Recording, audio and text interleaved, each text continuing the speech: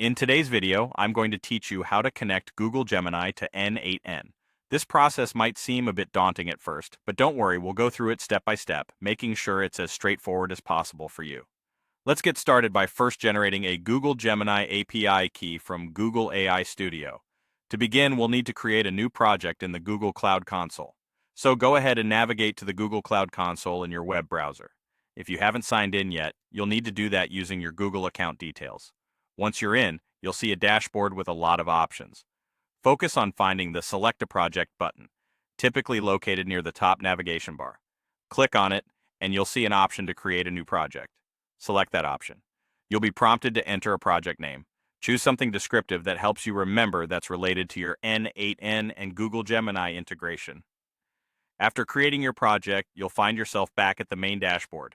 Our next task is to generate an API key within this project.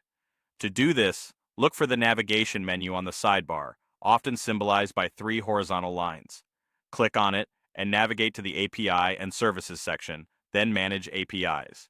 Here, you'll activate the necessary APIs for your project by enabling the Google Gemini API. After enabling the API, click on the Credentials option in the sidebar. Click the Create Credentials button at the top of the page.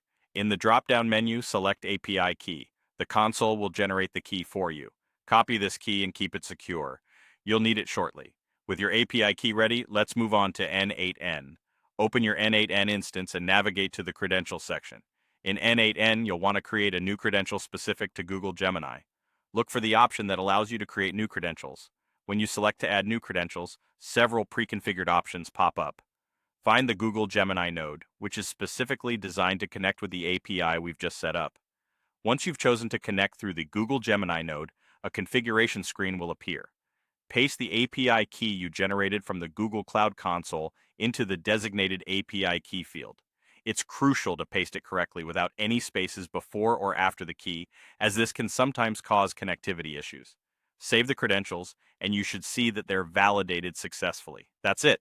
You've now successfully connected Google Gemini to n8n. You can now start building workflows that utilize the power of both platforms. Remember, when experimenting and creating workflows, always save your progress frequently.